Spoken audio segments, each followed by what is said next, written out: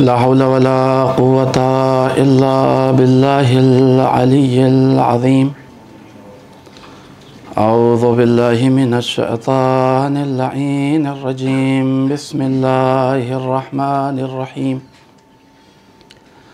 Rabbi इश्रह ली सदरी व यस्सिर ली अमरी वहलुल उक़दतम मिन लिसानी यफ़क़हू क़ौली।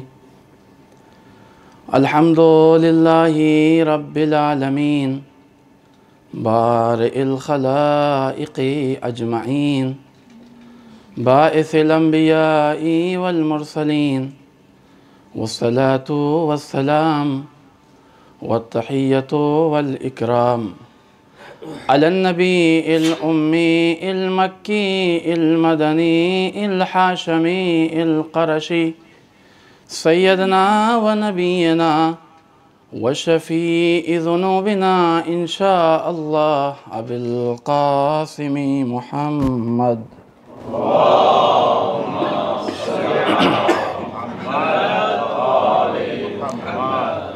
व अला अहल बैतिहि तय्यबीन अत्ताहिरीन अल-मासूमीन अल-मज़लूमीन अल-मुंतख़बीन अल-मुंतजबीन अला लअनतुल्लाहि अला अअदाइहिम वश्शाकीना फ़ीहिम वल्मुनहरिफ़ीना अन्हुम अजमईन।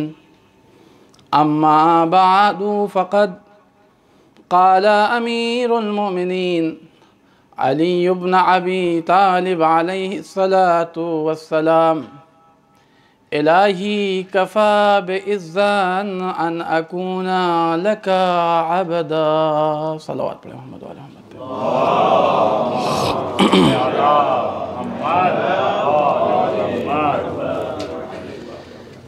मुअज़्ज़िज़ तुल्लाब किराम, असातिज़ा और अफ़ाज़िल नजफ़ तशरीफ़ फरमा है।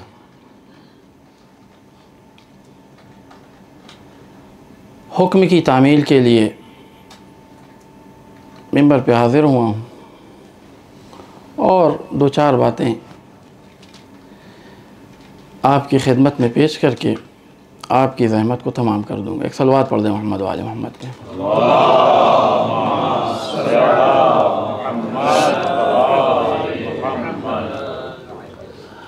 इधर मुहर्रम का चाँद नमूदार हुआ,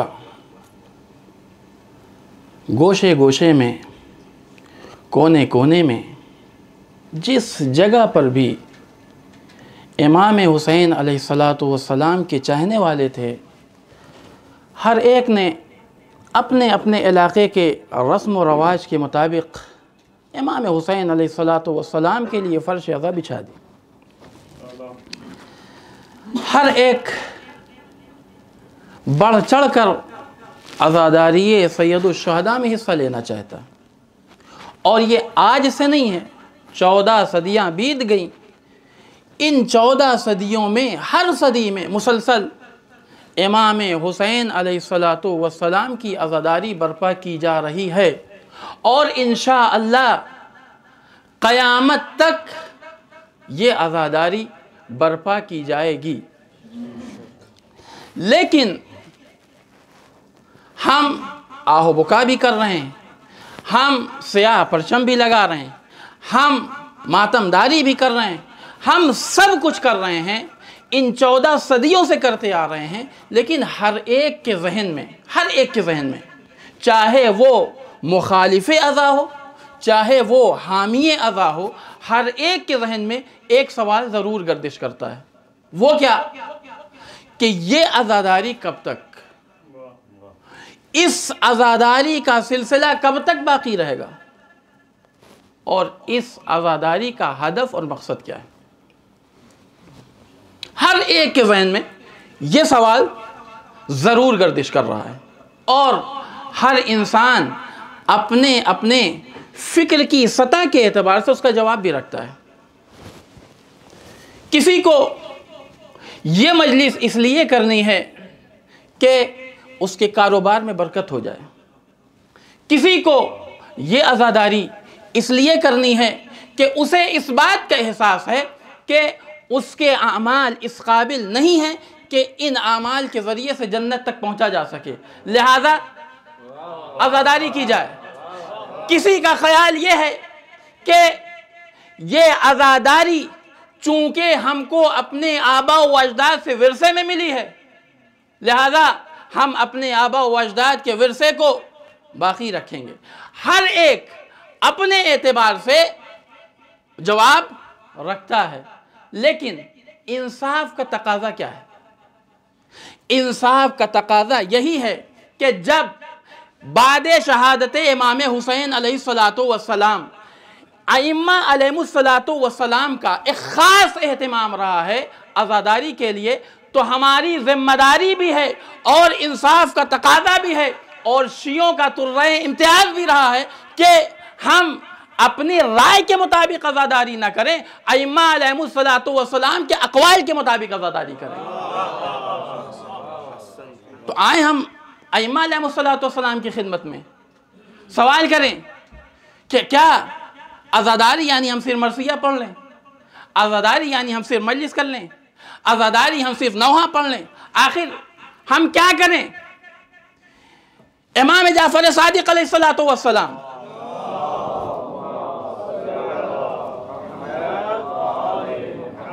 फुज़ैल इब्न यसार को खिताब करके कहते हैं, या फुज़ैल अतजलिसून व ततहद्दसून, फुज़ैल क्या तुम मजलिस बर्पा करते हो? क्या तुम हमारा तस्करा करते हो? फुज़ैल ने कहा, काला नाम जुइलतु फ़िदाक या इब्न रसूलिल्लाह, फर्जंद रसूल हम आपका तस्करा करते हैं, हम हुसैन के गम में आंसू बहाते हैं। इमाम फरमाते हैं, या फुज़ैल इन्ना तिलकल मजालिस अहब्बुहा, फुज़ैल खुदा की कसम हम इन मजलिसों को बड़ा अजीज रखते हैं, हम इन मजलिसों को बड़ा दोस्त रखते हैं। उसके बाद इमाम इरशाद फरमाते हैं, फ़अहयू अमरना, फुज़ैल हमारे अम्र को ज़िंदा करो। मुतालिबा और मुतालिबे के बाद फ़ौरन दुआ, रहमल्लाहु अब्दन मन अहया अमरना, अल्लाह रहमत नाजिल करे। बहुत तवज्जो जाने ग्रामी, इसलिए कि जिस फ़िक्रे को मैंने सरनामे सुखन करार दिया है मैं उससे मुत्तसिल करना चाह रहा हूँ। क्या इरशाद फरमाया? रहमल्लाहु अब्दन मन अहया अमरना, अल्लाह की रहमत नाजिल हो उस बंदे पर कि जो हमारे अम्र को जिंदा करे। यानी पहले मुतालिबा है हमारे अम्र को जिंदा करो, और मुतालिबा के फौरन बाद एक ओहदा इनायत किया जा रहा है। वो ओहदा क्या है? वो ओहदा है उबूदियत का। यानी जैसे ही तुमने हमारे अम्र को जिंदा किया, तुम्हारा ये दर्जा होगा कि तुम अब्द कहलाओगे। सलावत पढ़ दे मोहम्मद व आले मोहम्मद पे।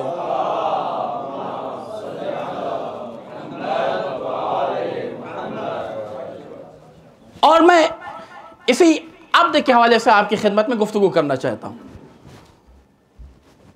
गुरूर, तकब्बुर, घमंड अच्छी चीज है, बुरी चीज?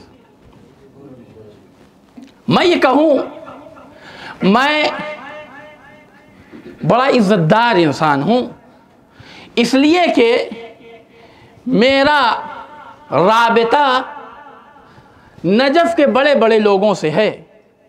मेरा ये कहना अच्छा है या बुरा? मैं ये कहूं कि मैं अपने इलाके का बड़ा ज़मींदार इंसान हूं, इस तरीके की बातें करना अच्छी बात है या बुरी बात? आपने सब ने कहा ये बात अच्छी।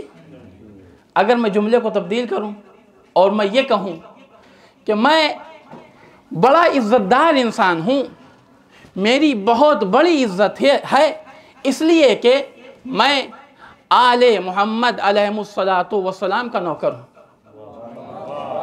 मेरे लिए बड़ा फ़ख्र है, मैं बड़ा इज्जतदार इंसान हूं, मैं खाके पाए गुलामे अहले बैत अलैहिस्सलातु वस्सलाम हूं। ये अच्छा है या बुरा? इसका मतलब यह है कि फ़ख्र व मुबाहात बुरा नहीं है, मुतअल्लिक़े फ़ख्र व मुबाहात बुरा है। दलील देता हूं।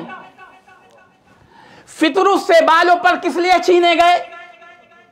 इसलिए कि गुरूर और तकब्बुर से काम ले रहा था। लेकिन इधर गहवारे इमाम हुसैन अलैहिस्सलाम से अपने आप को मस किया और अब बुलंदी पर जाता हुआ ये कहता दिखाई दिया, मन मिसली, कौन है मेरे जैसा? मैं कहूंगा फितरुस, इसी गुरूर की बुनियाद पर तुझसे बालों पर छीने गए थे, तो अजब नहीं फितरुस यही जवाब दे, फख्र मुबाहात बुरा नहीं है, मुताल्लक़ फख्र मुबाहात बुरा है। अब तो हुसैन का नौकर हो गया, अब कैसा बालों पर कैसे छीना जा सकता है? सलावत पढ़ दे मोहम्मद व आले मोहम्मद।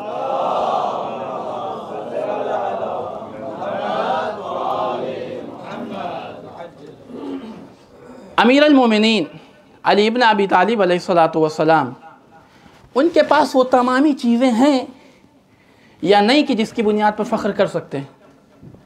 इमाम ये कह सकते हैं ना, मैं बहुत बड़ा इज़्ज़तदार इंसान हूँ इसलिए कि मैं साक़िए कौसर हूँ। मैं बहुत बड़ा इज़्ज़तदार इंसान हूँ इसलिए कि शाफ़े मैशर हूँ। मैं फ़ख्र इस बात में करता हूँ कि मेरे बारे में रसूल ने फरमाया है कि अली तुम्हारी मंजिलत मेरे बनिस्बत वैसे ही है कि जैसे हारून को जनाब मूसा से थी, मगर यह कि मेरे बाद कोई नबी नहीं होगा। अच्छा, आज हम और आप सुबह शाम, खुसूसन हम जैसे गुनाहगार बंदे, सुबह शाम नमाज, रोज़ा, हज, खुम, ज़कात, ये सारे अमाल किस लिए कर रहे हैं? किसी तरीके से जन्नत में दाखिल हो जाए और जहन्नम से बच जाए, इसीलिए तो कर रहे हैं। अमीर अल मोमिनीन अली इब्न अबी तालिब अलैहिस्सलातु वस्सलाम फ़ख्र कर सकते हैं या नहीं कि मेरे बच्चे जन्नत के जवानों के सरदार हैं? फ़ख्र कर सकते हैं ना। ये अलग बात है कि आज हमारी मजलिसों में बड़ी माज़रत के साथ जो अफराद मिंबर पर आते वो बड़ी आसानी से जन्नत आपके हवाले कर देते हैं। इमाम जाफ़र सादिक़ अलैहिस्सलातु वस्सलाम की उस हदीस में किसी तरीके का शक व शुबहा नहीं है।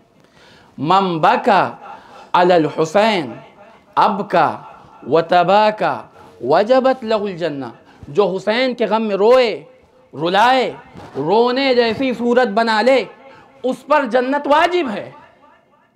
लेकिन सबसे बड़ा मसला ये है कि इमाम ने फरमाया हुसैन के लिए रोए, इमाम ने फरमाया हुसैन के लिए रुलाए, चेहरा भी बनाए तो हुसैन के लिए बनाए। ये कैसे तय होगा कि पढ़ने वाला हुसैन के लिए पढ़ रहा है? ये कैसे तय होगा कि रोने वाला हुसैन के लिए रो रहा है?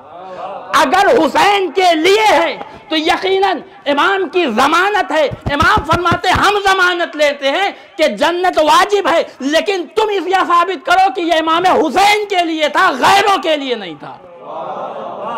सलावत पढ़ दे मोहम्मद वाले मोहम्मद पे।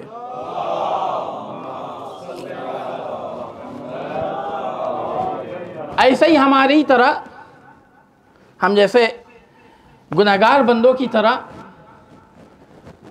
जनाब मूसा के ज़माने में एक शख्स है कि जिसे अपनी जन्नत का बिल्कुल यकीन, अपनी जन्नत के बारे में उसको परवाह ही नहीं। उसकी मुलाकात जनाब मूसा से हुई तो जनाब मूसा से कहता है कि नबी अल्लाह मूसा, आप अपने परवरदिगार से गुफ्तगू करते रहते हैं, तो ज़रा अपने परवरदिगार से पूछिएगा कि जन्नत में मेरा पड़ोसी कौन होगा। अपने जन्नत की फिक्र नहीं है, जन्नत में मेरा पड़ोसी कौन होगा। अच्छा, जनाब मूसा बारगाह अहदियत में हाजिर हुए, सवाल पेश किया, जवाब लेके उस शख्स के खिदमत में हाजिर हुए। उस शख्स ने फिर वही सवाल, मूसा क्या तुमने परवरदिगार आलम से सवाल किया था? कहाँ, मैंने सवाल किया था। का जवाब क्या मिला? का आवाज़ कुदरत आई कि उसको तो जन्नत ही में नहीं जाना। भाई जन्नत में जाएगा तो पड़ोसी का जिक्र होगा। उसको तो जन्नती में नहीं जानना, पड़ोसी का क्या तस्करा। जबकि वो जिस वक्त जनाबे मूसा से ये मुतालिबा कर रहा था, उसकी हैसियत ये थी कि वो ज़मीन पर लेटा हुआ था और परिंदे उसे खाना खिला रहे थे।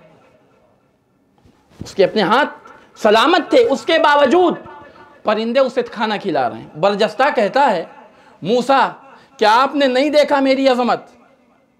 परिंदे मुझे खाना खिला रहे थे,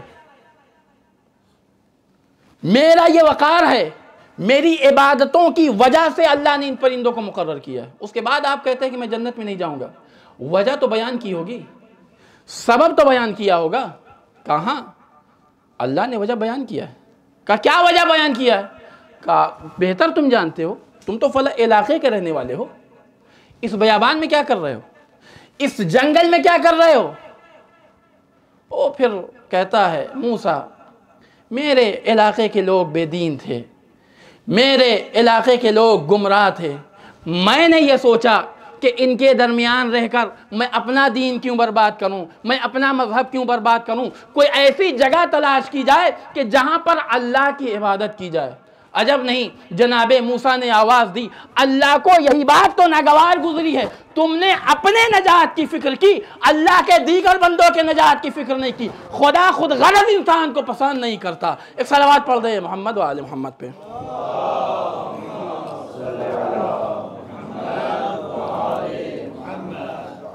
तो अमीरुल मोमिनीन के पास तमाम वो फ़ज़ाइल, वो अज़मत हैं कि जिनकी बुनियाद के ऊपर अमीरुल मोमिनीन फ़ख्र कर सकते थे, गुरूर व तकब्बुर कर सकते थे। इमाम ये कह सकते थे, मैं बड़ा इज़्ज़तदार इंसान हूँ इसलिए कि मैं साक़िए कौसर हूँ, मैं बड़ा इज़्ज़तदार इंसान हूँ इसलिए कि शाफ़े मैशर हूँ, मैं बड़ा इज़्ज़तदार इंसान हूँ इसलिए कि मेरे बच्चे जन्नत के जवानों के सरदार हैं, लेकिन हमारी जानें कुर्बान हो जाएं। अमीर अल मोमिनीन अली इब्न अबी तालिब अलैहिस्सलातु वस्सलाम के ऊपर इनमें से किसी के ऊपर भी फ़ख्र नहीं किया। फ़ख्र किया भी तो काहे के ऊपर? वही फ़िक़रा जिसकी तिलावत का शरफ मैंने हासिल किया। इलाही कफ़ा बिइज़्ज़न अन अकून लका अबदा, परवरदिगार मेरी इज्जत के लिए यही बहुत है कि मैं तेरा बंदा हूं।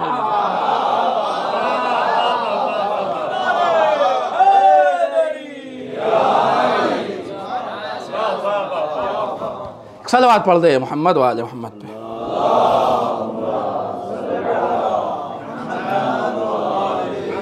अमीरुल मोमिनीन जैसी शख्सियत जिस शय के लिए फ़ख्र व मुबाहत कर रही हो, इसका मतलब यह है कि ये ओहदा कोई मामूली ओहदा नहीं। और वजाहत करता हूँ, जनाब मरियम के यहाँ जनाब ईसा की विलादत हुई, कौम आई और आके क्या कहती है? लक़द जिअती शैअन फ़रीआ। मरियम, आपके पूरे ख़ानदान में ऐसा कोई न था, फिर ये बच्चा कहाँ से आया? जनाब मरियम ने फ़अशारत इलैहि, जनाब मरियम ने बच्चे की तरफ इशारा किया। अच्छा, जैसे ही जनाब मरियम ने बच्चे की तरफ इशारा किया, कौम क्या कहती है? कौम ने बच्चे की आजिज़ी का ऐलान नहीं किया है, अपनी आजिज़ी का ऐलान किया है। कैफ़ा नुकल्लिमु फिल महद सबिया, मैं उस बच्चे से कैसे बात करूं कि जो गहवारे में है। तवज्जो, अपनी आजिज़ी का ऐलान किया है, बच्चे की आजिज़ी का ऐलान नहीं किया।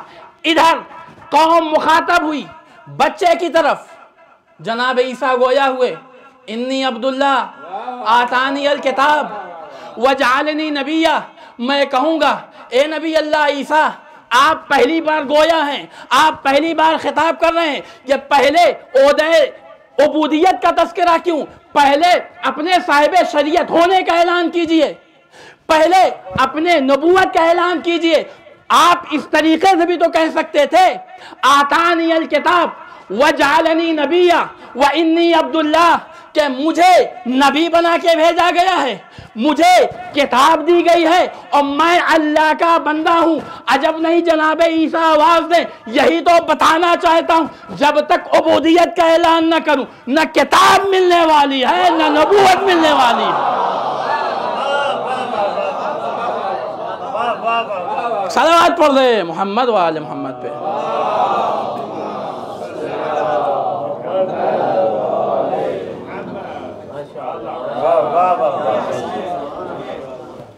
जनाब इमाम जाफर सादिक अलैहिस्सलातु वस्सलाम इरशाद फरमाते हैं,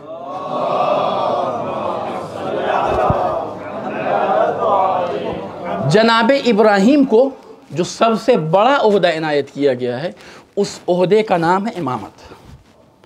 जब इमाम बनाया गया तो क्या कहा, इन्नी जाइलुका लिन्नासी इमामा।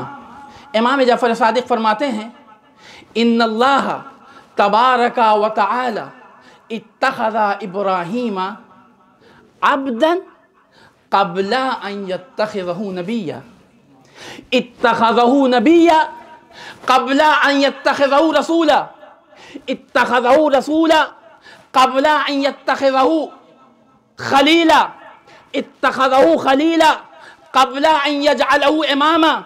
अल्लाह तबारका व तआला ने जनाबे इब्राहीम को सबसे पहले अब्द बनाया, उसके बाद नबूवत अता की, उसके बाद रिसालत अता की, उसके बाद खुल्लत अता की, और आखिर में जब इमाम बनाया तो ओहदा इमामत का ऐलान किया।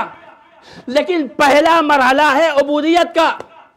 परवरदिगार आलम भी ये वाज़े करना चाह रहा है, ये सारे ओहदे एक तरफ, उबूदियत का ओहदा एक तरफ। जब तक इंसान अब्द ना होगा, इंसान को कोई दूसरा ओहदा मिलने वाला नहीं है। सलावत पढ़ दे मोहम्मद वाले मोहम्मद पे।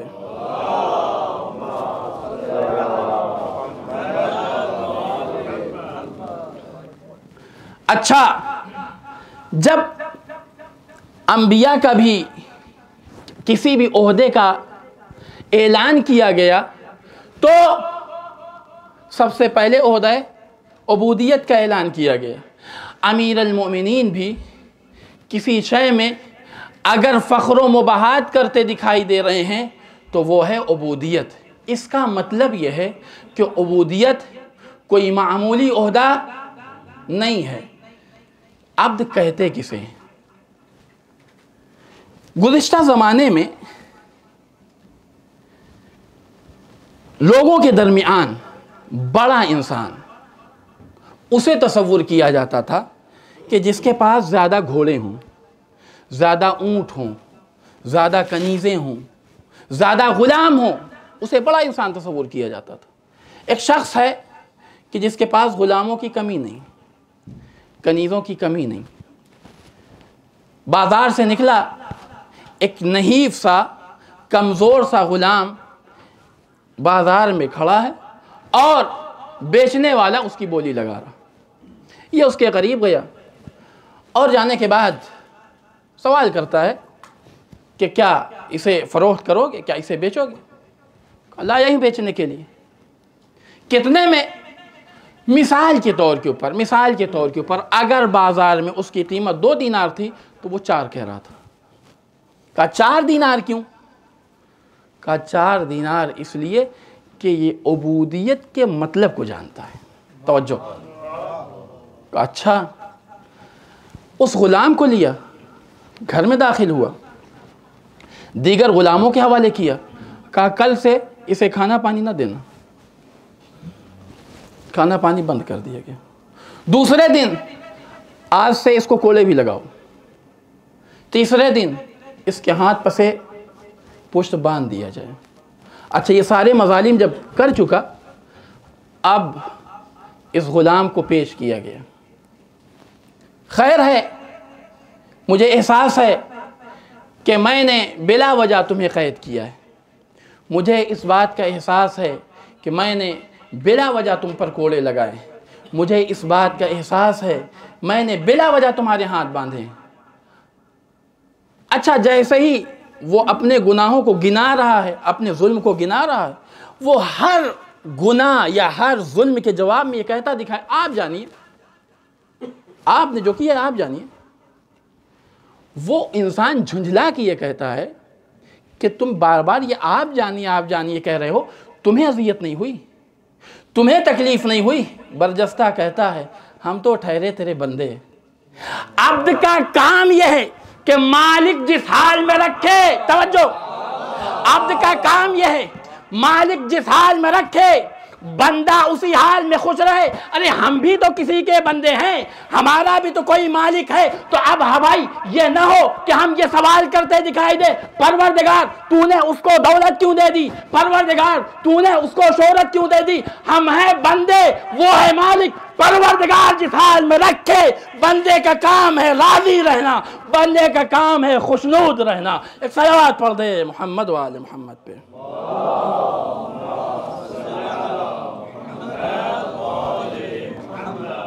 बस अबूदियत के हवाले से एक वाक़या आपकी खिदमत में पेश करके मैं करबला तक आना चाहूँगा।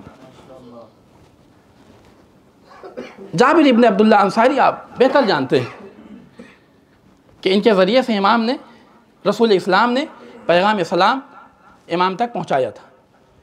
जाबिर जिस वक्त इमाम की खिदमत में हाजिर हुए, इमाम ने सवाल किया, जाबिर तुमने तकरीबन 4 या 5 मासूम के दौर को दर किया है, तुम्हारे ईमान की मंजिल क्या है।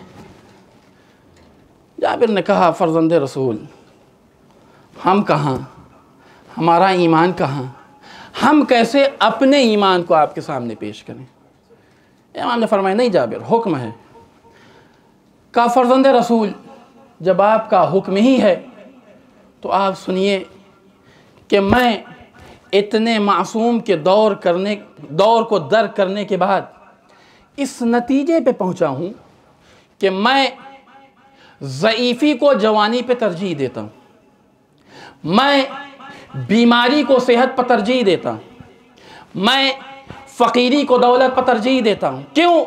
इसलिए कि जब तक इंसान बीमार रहता है खुदा याद रहता है, जैसे ही सही हुआ खुदा भूल जाता है।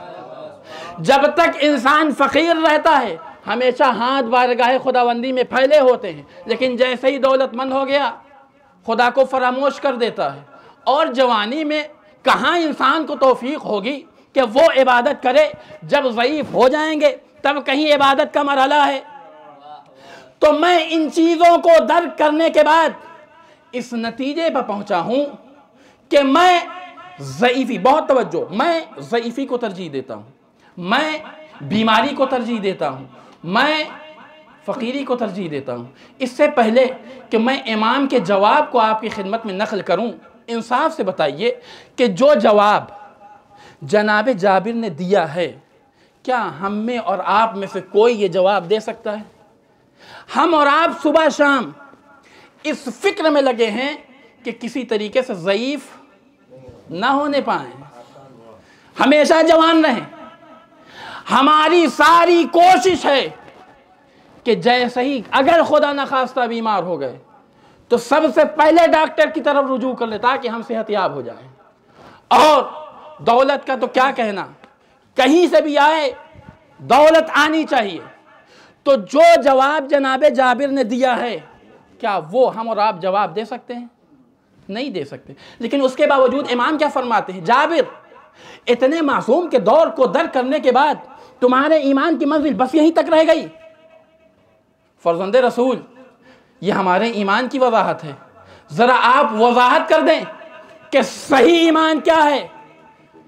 एक मर्तबा इमाम मोहम्मद बाकर फरमाते हैं, जाबिर इस्लाम में इसमें की गुंजाइश कब से हो गई?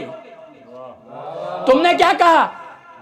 मैं ज़ईफ़ी को तरजीह देता हूं, मैं फ़कीरी को तरजीह देता हूं, मैं ज़ईफ़ी को तरजीह देता हूं। मेरे और तुम्हारे ईमान के दरमियान एक बुनियादी फ़र्क यह है कि तुम अपनी ज़िंदगी का फ़ैसला खुद करते हो, लेकिन मैं अपनी ज़िंदगी का फ़ैसला खुद नहीं करता। अपनी ज़िंदगी को खुदा के हवाले कर देता हूँ। वो फ़कीरी दे उसमें भी खुश, वो दौलत दे उसमें भी खुश, वो ज़ईफ़ी दे उसमें भी खुश। मतलब हम हैं बंदे, वो है मालिक। मालिक जिस हाल में रखे बंदा उसी हाल में खुश रहे। सलावत पढ़ दे मोहम्मद वाले मोहम्मद पे।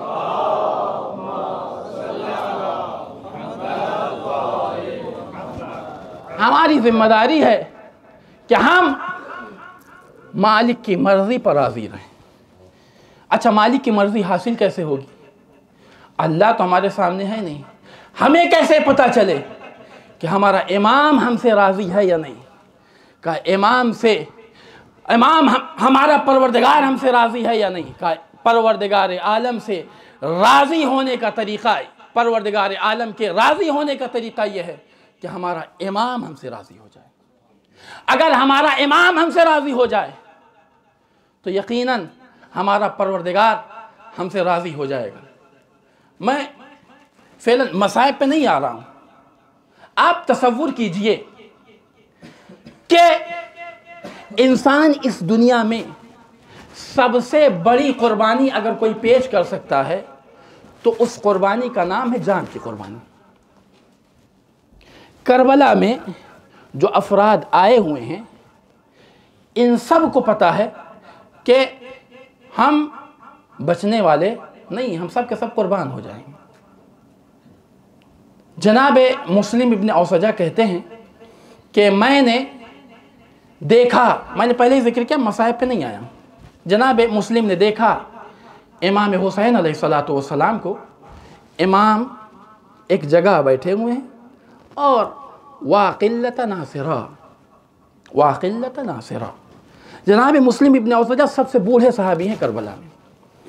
इनकी कैफियत यह है कि कमर झुकी हुई है, आंखों पर भवें गिरी हुई हैं।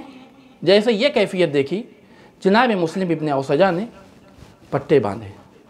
जनाब मुस्लिम इब्न औसजा ने आंखों पर पट्टे बांधे हैं और इमाम की खिदमत में हाजिर होकर कहते हैं, फर्जंदे रसूल, मैं मैदान में जाने के लिए तैयार हूँ। बहुत तवज्जो, करबला में उबूदियत को देखिएगा, कैसी उबूदियत है करबला में। फर्जंदे रसूल, मैं मैदान में जाने के लिए तैयार हूँ। इमाम से इजाज़त मिली, मैं पूरा वाक़या नहीं पढ़ना चाहता, इमाम से इजाज़त मिली, मैदान में आए। वो वक्त भी आया कि घोड़े से ज़मीन पर आए और अब जैसे ही ज़मीन पर आए आवाज़ दी, मौला मेरी मदद को दौड़िए। इमाम हुसैन अलैहिस्सलातु वस्सलाम ने जनाब हबीब को अपने साथ लिया और साथ लेके जनाब मुस्लिम की खिदमत में पहुँचे, सर को अपने जानू पर रखा। जनाब मुस्लिम ने आंखें खोली, इधर जनाब मुस्लिम ने आंखें खोली। उबूदियत, कमाल उबूदियत देखिए। पहला सवाल, अर्ज़ीता यबना रसूलिल्लाह, यानी ये अब्द का मरहला था। उबूदियत के मराहिल तय कर रहे थे मुस्लिम इब्न औसजा, और ये कहना चाह रहे थे, ये बताना चाह रहे थे कि अगर तुम चाहते हो कि तुम्हारा परवरदिगार तुमसे राजी हो जाए तो ये जान लो कि तुम्हारा इमाम तुमसे राजी है या नहीं। अगर तुम्हारा इमाम राजी होगा, तुम्हारा परवरदिगार तुमसे राजी हो जाएगा, अल्लाह राजी हो जाएगा। सलावत पढ़ दे मोहम्मद वाले मोहम्मद पे।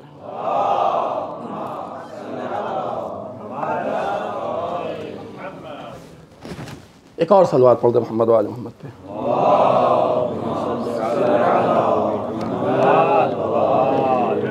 नारे तकबीर, नारे तकबीर, नारे रिसालत, नारे हैदरी, हुसैनियत, यजीदियत, और मोहम्मद वाले मोहम्मद सलावत।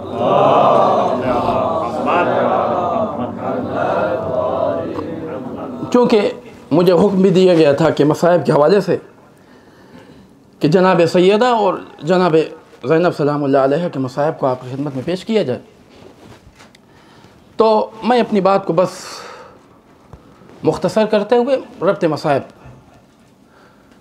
उबूदियत की मंजिल क्या है, कमाल उबूदियत अगर आपको देखना है तो कमाल उबूदियत आपको करबला में मिलेगा।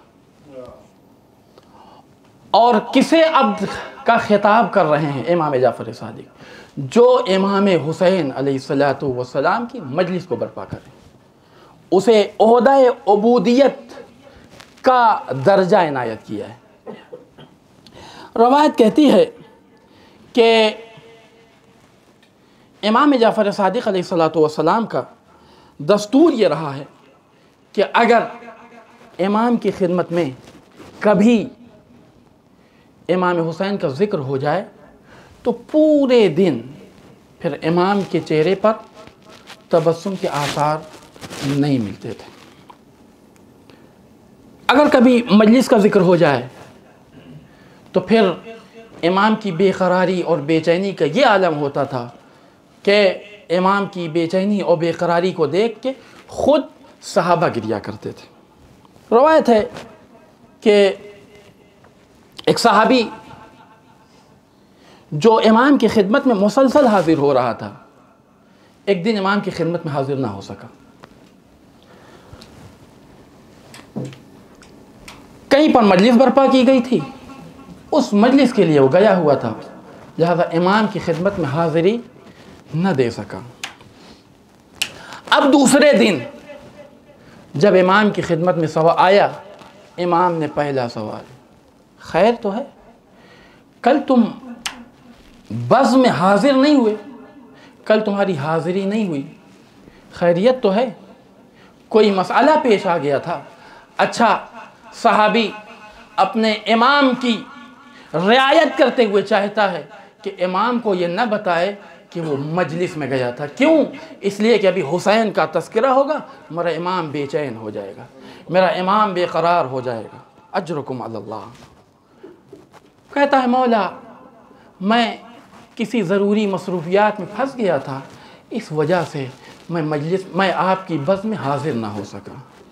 इमाम ने फरमाया, क्यों झूठ से काम देते हो? क्या कल तुम फला मजलिस में हाजिर नहीं थे? फर्जंदे रसूल, हाँ, मैं तो झूठ इसलिए बोल रहा था ताकि आपको अज़ियत ना हो, आपकी बेचैनी, आपकी बेकरारी देखी नहीं जाती। हाँ फर्जंदे रसूल, कल मैं फला मजलिस में हाजिर था। क्या जिस वक्त तुम मजलिस में हाजिर थे तुमने महसूस नहीं किया कि कोई एक नहीफ सा शख्स तुमसे टकराया हो? कहा, हाँ फर्जंदे रसूल, मुझे ये एहसास हुआ कि जैसे कोई नहीफ सा शख्स आकर मेरे पास बैठ गया और मैं मजलिस के बिल्कुल आखिर में बैठा हुआ था। कहा, जानते हो वो कौन था? मौला बताइए कौन था? ए सहाबी, ए मेरे चाहने वाले, वो मैं था, मैं तेरे पहलू में बैठा हुआ था। एक मरतबा वो गिरिया करते हुए सवाल करता है, फर्जंदे रसूल, कहाँ आपकी शान, कहाँ आपकी चौकत, और आप उस जगह पर तशरीफ़ फरमा थे? आपकी शान तो ये थी कि आपको सदर मजलिस में होना चाहिए था। इधर जैसे ही उसने ये सवाल किया, इमाम जाफर सादिक के आंखों से अश्क जारी हो गए। अरे तूने कैसा सवाल कर लिया? अरे ये कैसे हो सकता है कि मेरी जद्दा फातिमा अनादारों के चप्पलों के पास बैठे और मैं सदर मजलिस में बैठ जाऊं? अजरुकुम अल्लाह, अजरुकुम अल-ज़हरा। एक शख्स इमाम की खिदमत में हाजिर हुआ, हाजिर होके कहता है, फर्जंदे रसूल, ज़रा ये तो बताइए कि हमारे घरों से जब मैयतें होती हैं तो हम जिस दिन मैयत होती है उस दिन गिरिया करते हैं, आखिर क्या वजह है कि आप मुहर्रम की पहली तारीख से गिरिया करना शुरू कर देते हैं? इमाम ने इरशाद फरमाया, इज़ा हल्ला हिलाला मुहर्रम नशरतिल मलाइकतु कमीसल हुसैन। अरे जैसे ही मुहर्रम का चांद नमूदार होता है, मलाइका इमाम हुसैन अलैहिस्सलातु वस्सलाम के कुर्ते को फिजा में बुलंद करते। कौन सा कुर्ता, कैसा कुर्ता? वह हुआ मुखर्रकुन मिन ज़रबिस्सुयूफ।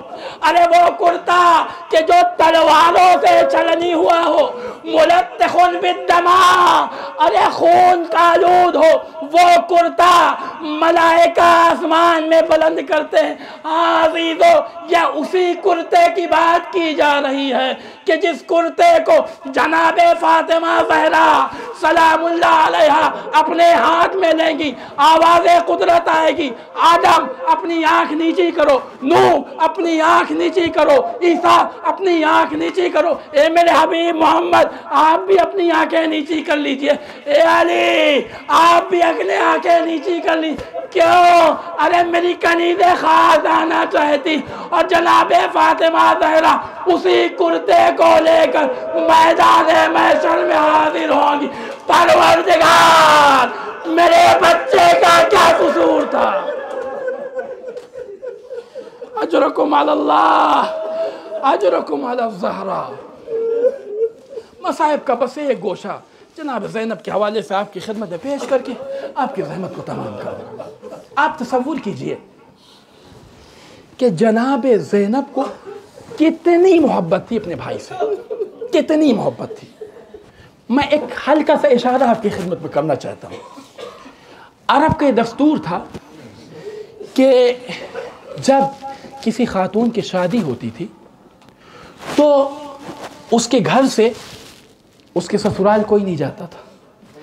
3 दिन के बाद घर से, घर का जो बड़ा होता था वो जाता था। कहते हैं कि उसी रस्म व रवाज के मुताबिक जनाब ज़ैनब की शादी हुई।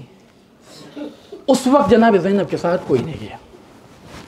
3 दिन के बाद सबसे बुजुर्ग, सबसे बड़ी जनाब फ़िज़्ज़ा जनाब ज़ैनब के घर में दाखिल हुई।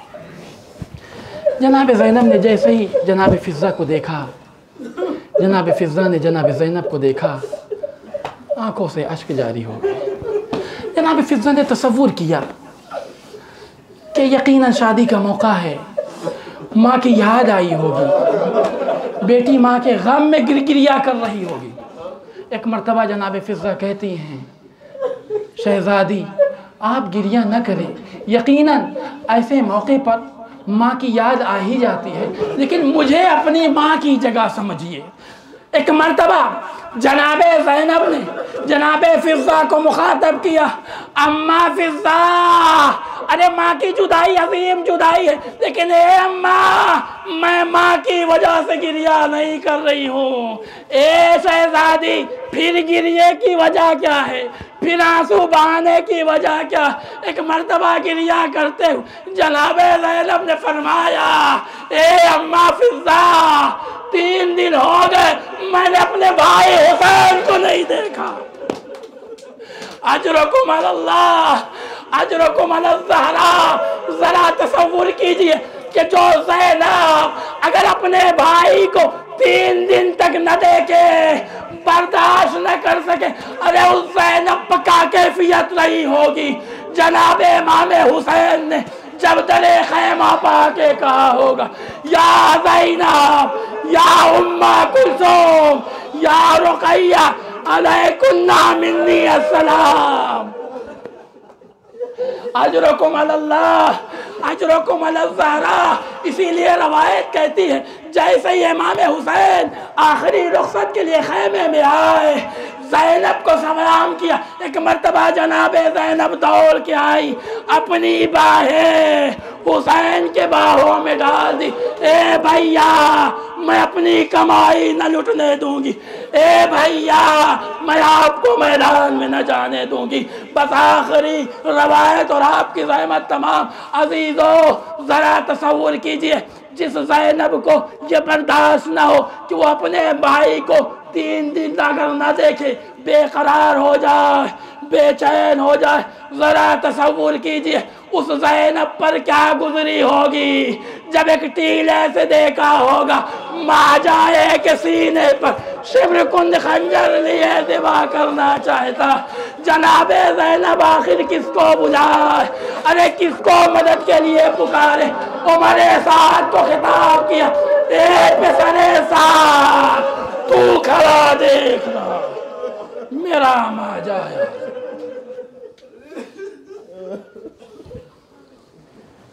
इन्ना लिल्लाहि व इन्ना इलैहि राजिऊन।